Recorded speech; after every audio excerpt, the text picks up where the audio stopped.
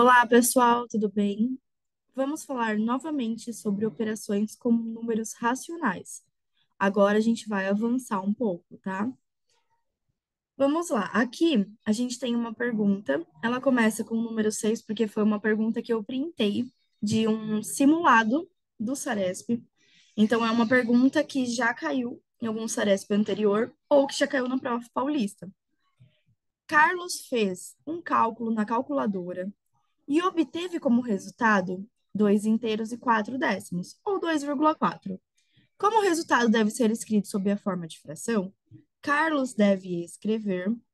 Aí, olha só, a gente tem várias opções que podem até confundir, né, as pessoas. Quem aí não está familiarizado com a escrita, né, do número fração para decimal, decimal para fração, pode ir lá assinalar a letra C, por exemplo, porque tem o número 2 e o número 4. Mas aí o que que a gente vai pensar? Tem duas formas de a gente fazer. Ou você pode testar suas alternativas. Então, por exemplo, vamos testar a letra C. Toda fração é uma o quê mesmo? Uma divisão. A letra C é 2 quartos, certo? Se toda fração aqui, ó, 2 quartos é uma divisão, é sempre o de cima dividido pelo de baixo, tá? Não é o maior pelo menor. É o numerador pelo denominador. Então, a gente vai fazer 2 dividido por 4. 2 dá para dividir por 4? Não, né? Então, a gente vai colocar um zero aqui e um zero, vírgula aqui. Aí, 20 dividido por 4. Aí, 20 dividido por 4 dá, né? Na tabuada do 4 é 5. 5 vezes 4 é 20. E aí, aqui a gente acaba a nossa conta. Não sobra nada, 0,5 ou 5. Opa! Ou 5 décimos. E aqui a gente já podia observar, né? Isso aqui representa uma metade. 2 é a metade de 4. A metade de um inteiro é meio, 0,5, 5 décimos. Então, a gente já saberia que não é a letra C. Na verdade, já logo quando começou a dar 0, alguma coisa, a gente já poderia eliminar, né? E aí, qual é, então, a segunda forma da gente fazer? Então, a primeira forma eu já falei, que é através da forma de fazer a divisão e testar todas as alternativas. A segunda forma é através da leitura desse número aqui, ó, 2,4. Lembra que eu li esse número como 2 inteiros e 4 décimos? Então, a gente vai fazer isso aqui, ó. Reescreve sem colocar vírgula. E se eu li 2 inteiros e 4 décimos, significa que o nosso denominador é o 10. Se eu lesse para vocês 2 inteiros e 42 centésimos, aí o nosso denominador seria 100. 2 inteiros, 768 milésimos, aí o denominador seria 1000. Você pode ver também assim, ó, quantidade de casas. Então, aqui só tem uma casa decimal. Então, o nosso denominador, olha aqui, só tem um zero. Então, tem essas formas que a gente pode fazer. Nesse caso aqui, a gente já tem a nossa resposta, 24 décimos. Ele não está pedindo na forma irredutível. Se ele quisesse saber na forma irredutível, lembra? Para chegar na forma irredutível, opa, a gente simplifica por um número que eles tenham em comum para poder dividir, né? Que nem ali sem querer eu fui colocando o número 5. O 24 não divide por 5, né? O 10 divide por 5, mas o 24 não. Então, aqui um denominador que tem em comum é o 2. 24 dividido por 2 é 12. 10 dividido por 2, 5. Essa daqui é a forma irredutível. O 12, ele não divide pelos mesmos divisores do 5. O 5 é um número primo, só divide por 5 e por 1. O número 12, ele não divide por 5, né? Certo? Então, vamos para a próxima. Podemos dizer que são equivalentes às frações, e aí a gente tem aí várias alternativas. Então, para duas frações serem equivalentes, primeiro a gente vai entender o conceito de equivalente. Equivalente é uma palavra que não tem mistério. Equivalente significa igual, que tem o mesmo peso, tá? Você vai obter o mesmo resultado. E aí lembra que toda fração é uma divisão? Ou seja, Se você falar que a sua alternativa é a letra A, por exemplo, 1 dividido por 4 tem que dar o mesmo resultado que 5 dividido por 20. Então, essa é uma forma que você pode fazer.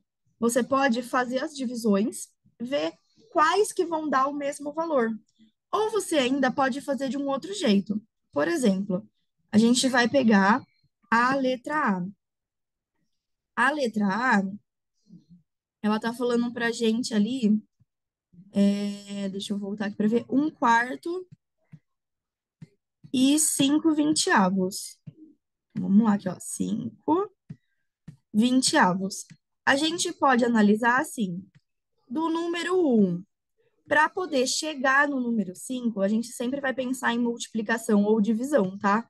Nunca você vai pensar assim, do 1 para o 5 eu somei 4. Não, é sempre multiplicação ou divisão. Do 1 para o 5 eu multipliquei, porque ele está aumentando. 1 vezes quanto que dá 5? 5.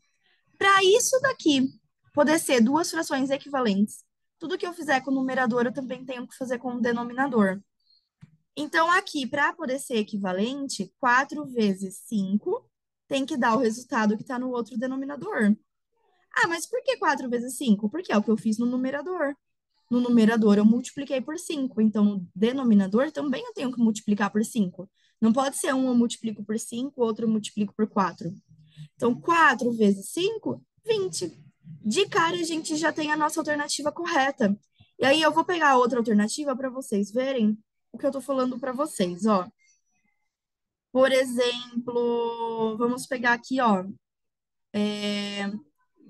a letra C. A letra C a gente tem 5/6 e 5/20, ó. 5/6 e 5/20. De cara, você já pode eliminar ela. Se ela tem numeradores iguais, de cara você sabe que vai dar diferente. Se eu tenho 5 balas para dar para 6 crianças, vai dar uma quantia. Ou a gente vai pensar assim, 5 litros de refrigerante para dar para 6 crianças. E aí no outro, agora eu tenho 5 litros de refrigerante para dar para 20 crianças. A gente sabe que não vai dar a mesma coisa. Se eu tenho mais pessoas para dividir, o grupo que tem mais pessoas vai receber menos refrigerante. Só que aí, se você for pensar nessa lógica aqui da equivalência de comparar, 5 para chegar no 5, você multiplicou por quanto? Por 1. E aí, do 6 para chegar no 20, não tem nenhum número que dá para a gente multiplicar o 6 que chegue no 20 exatamente. Só que lembra que eu faço com o numerador, eu tenho que fazer com o denominador? 6 vezes 1 dá 20? Não, né? Então, por isso que, ó, essa daqui tá errada. Então, de cara, a gente já encontrou nossa alternativa certa. Então, retomando, você pode fazer isso, ver quem que tá multiplicando, que dá certo. Ou você pode fazer o que eu falei. Aqui, se você fizer 1 dividido por 4, você vai encontrar 0,25.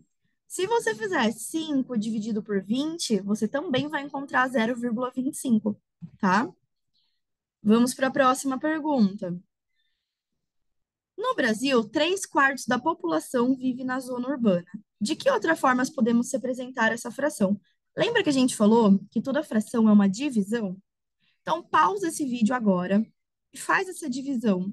Vê qual alternativa você colocaria. Já pausou e já resolveu? Então, vamos lá. Vamos resolver juntos isso. Nós temos 3/4. Se toda fração é uma divisão, eu divido 3 pelo 4, que é na ordem que aparece. 3 não dá para dividir por 4, então a gente coloca 0, e acrescenta um 0. Agora, 30 dividido por 4, aí dá, né? Na tabuadinha do 4, ó, é o 7. 7 vezes 4 dá 28. 30 menos 28, 2. Aí a gente acrescenta um 0 aqui para continuar. Na tabuada do 4, 4 vezes quanto que dá 20? 5. E aí aqui também vai dar 20, já dá certinho, não vai sobrar nada, a gente acabou a nossa conta. Deu 75 centésimos. Isso daqui é a nossa representação em decimal. Só que lembra que a pergunta queria saber em porcentagem? Porcentagem é por cento, ou seja, ó, por 100, eu multiplico por 100. Toda vez que falar em porcentagem, você vai multiplicar o decimal por 100. Preciso armar a conta? Se você tiver dificuldade, você pode armar a conta, mas aqui eu vou te dar uma dica. Toda multiplicação por números base 10, 10, 100, 1000, 10.000, 100.000, você vai fazer o seguinte, você vai analisar a quantidade de zeros. Tem dois zeros, certo? Então, você vai andar duas casas com a vírgula.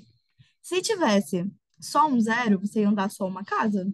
Se tivesse três zeros, você andaria três casas. E aí, se eu ando duas casas, significa que a minha vírgula vem parar aqui atrás, ó. 75. E aí, se a vírgula tá aqui atrás e não tem mais ninguém, eu não preciso colocar a vírgula. Eu posso eliminar ela. E aí, eu descobri o valor em porcentagem. Olha só, 75%. Próxima. Essa daqui cai bastante. Essa daqui, por que que ela cai bastante? Se a gente analisar, ela vem com uma historinha. Eu vou pedir para vocês pausarem, para vocês lerem a historinha. Uma historinha falando sobre um professor de matemática que fez um desafio dos estudantes. Isso daí se chama balança de pratos, onde tem dois pratos e a gente precisa equilibrar eles. E aí fala assim: opa, inicialmente colocaram meio quilo, só que esse meio está na forma de fração. No segundo passo, ele está na forma de decimal. É isso que eu queria falar para vocês, que às vezes cai com maior frequência. Ele vai juntar para você número decimal e número com fração. O que que a gente vai fazer aqui? A gente vai transformar o número em fração em um número com decimal. Se você quisesse, você também poderia transformar o decimal em fração. Só que aqui no caso, para a gente poder trabalhar, tá mais fácil transformar em decimal. E essa aqui é uma pergunta, eu não coloquei as alternativas, mas as alternativas estavam todas em decimal, tá? Então, meio quilo, se a gente transforma em decimal, um meio. A gente já falou que metade é 0,5, certo? Aí tá bom, a gente já tem 0,5 que foi adicionado da primeira. Para quem ainda não entendeu por que que é 0,5, você vai fazer a divisão. Não era um meio, 1/2? Você vai dividir 1 por 2, você vai encontrar isso. E aí foi acrescentado 0,3 ou 3 décimos. Se foi acrescentado, é mais. E aqui você calcula normal, né? 5 mais 3, 8.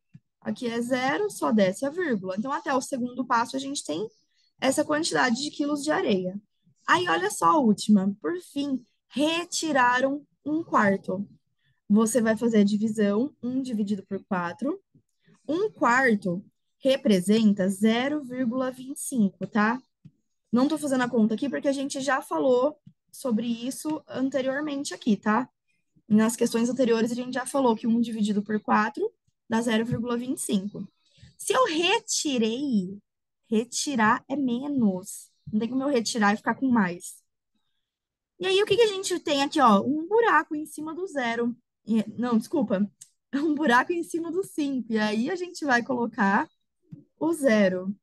Zero, dá para tirar 5? Não dá. Então, a gente vai ter que fazer o quê? Pegar emprestado desse 8 aqui, que vira 7. Ele vira 10. 10 menos 5, 5. 7 menos 2, 5 também. E aí, zero menos zero continua sendo zero. A vírgula só desce. Esse é nosso resultado, 0,55 quilos, ou 55 centésimos de quilo de areia. Então, essa daqui era a nossa resposta. Espero que vocês tenham acertado. Vamos fazer a próxima? De um bolo, Lucas comeu 1/6 e Maria comeu 2/3. Qual a fração do bolo que sobrou após eles terem comido as quantidades acima? No vídeo anterior, que eu já postei, quem assistiu vai lembrar como que a gente faz para resolver essa pergunta. Quem ainda não assistiu, não esqueça de assistir, tá?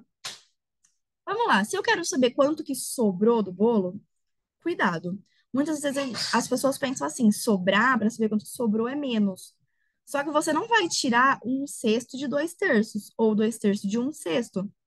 Você vai fazer o quê? Você primeiro precisa saber quanto que os dois comeram juntos. Para saber quanto que os dois comeram juntos, a gente tem que somar. Então, o Lucas comeu 1/6. A Maria comeu 2/3. Aí a gente tem que fazer soma de fração. Só que aqui os denominadores são diferentes. Lembra que a gente precisa tornar esses denominadores iguais? Aí ou você faz MMC ou faz a nossa regrinha do coração, ó. Todo mundo que está dentro do coração vai ser multiplicado pelo denominador que está sozinho dentro do coração. Denominador sozinho dentro do coração é o 3. Então, aqui a gente começa, ó. 1 vezes 3, 3. E 6 vezes 3, 18. Aí, coloco o sinal de mais. Vou fazer o próximo coração aqui da nossa regrinha. Agora, o denominador que está sozinho, olha aqui, é o 6. Então, 2 vezes 6 aqui, 12. E aí, o nosso denominador é o 3 vezes 6, que vai dar 18. Aí, agora que a gente tem o denominador igual, a gente pode copiar o denominador. Nada de somar esse denominador aí, hein? E aí, 3 mais 12 é 15, certo? A gente vai simplificar para tornar isso daqui irredutível. A gente pode simplificar por quanto, ó? Por 3. Se eu dividir ambos por 3, 15 dividido por 3 vai dar quanto? Pausa aí para ver se você consegue fazer. A ideia é essa, pessoal, é vocês irem pausando, tentando resolver, tá? Então, deu 5/6.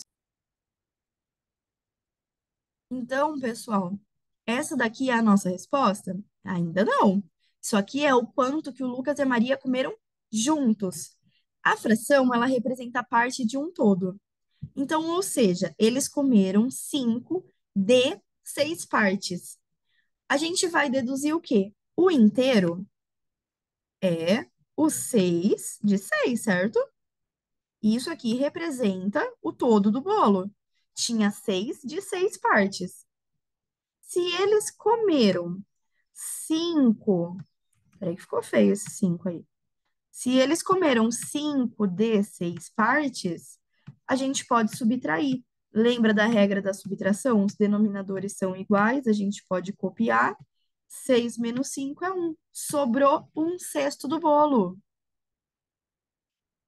Vamos para a próxima. Dos números fracionários abaixo, qual representa uma dízima periódica?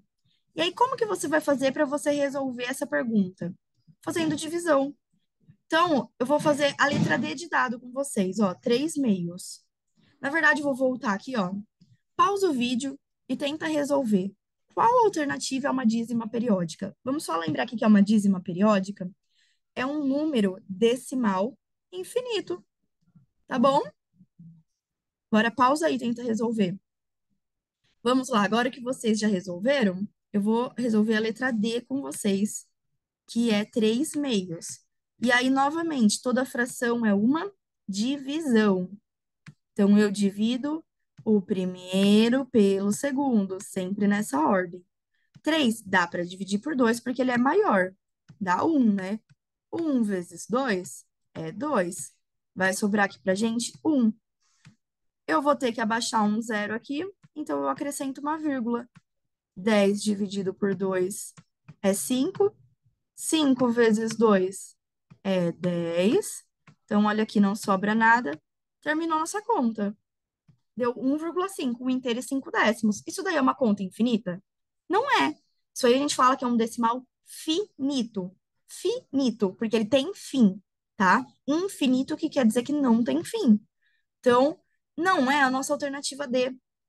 Quando vocês fizerem as contas, olha só, eu vou abrir aqui a calculadora só para não tomar tanto tempo de vocês aqui no vídeo.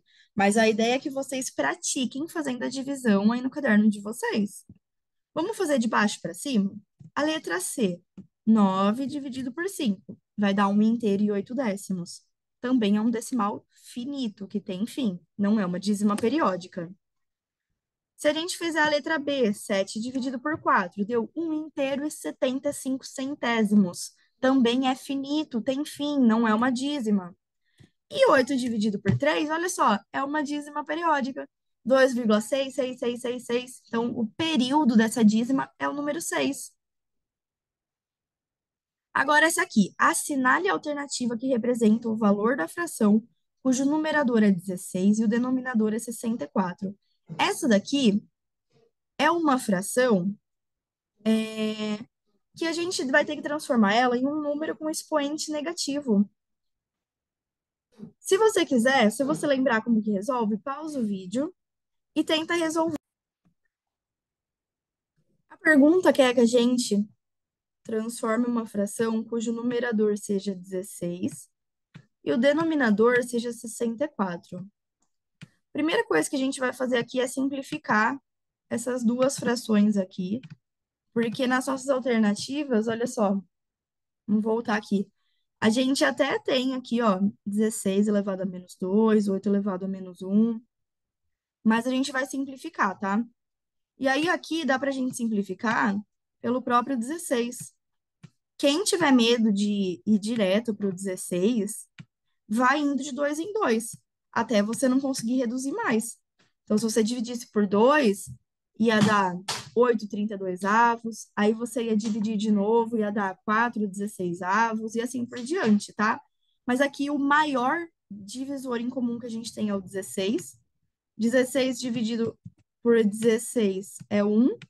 64 dividido por 16 é 4. O que que a gente vai fazer agora? Lá, lembra que a gente estava trabalhando com potência? Só que potência com expoente negativo? Antes da gente falar do negativo, a gente vai transformar esse 4 em uma potência. Retomando de novo, o que que é uma potência? É um número que ele vai ter um expoente, então a gente tem uma base, e esse expoente vai mandar quantas vezes que eu vou multiplicar essa base. Então, por exemplo, 3 elevado a 2 significa que eu vou ter que multiplicar duas vezes o 3, não é 3 vezes 2. Significa que eu vou ter que fazer 3 vezes 3, que dá 9. Se eu tivesse 5 elevado a 2, é 5 vezes 5. Se eu tivesse 5 elevado a 3, seria 5 vezes 5 vezes 5, tá?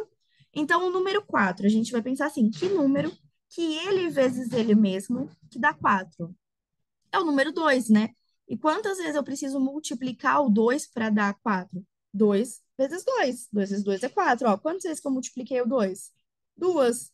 Uma, duas. Então, 4 é a mesma coisa que 2 elevado a 2. Agora vai entrar o expoente negativo. Quando você vê um expoente negativo, significa que você inverteu uma fração e, consequentemente, você inverteu o sinal desse expoente aí da potência. Como assim inverter? Lembra que é quando o numerador vira denominador e o denominador vira numerador? Ou seja, quem está para cima vai para baixo, quem está para baixo vai para cima? Aqui, se eu inverter, vai ficar 2. Lembra que se eu inverto a nossa fração, eu também inverto o sinal da potência, tá? Então, se ele era positivo, ele vai ficar negativo. E aí, o denominador seria o 1.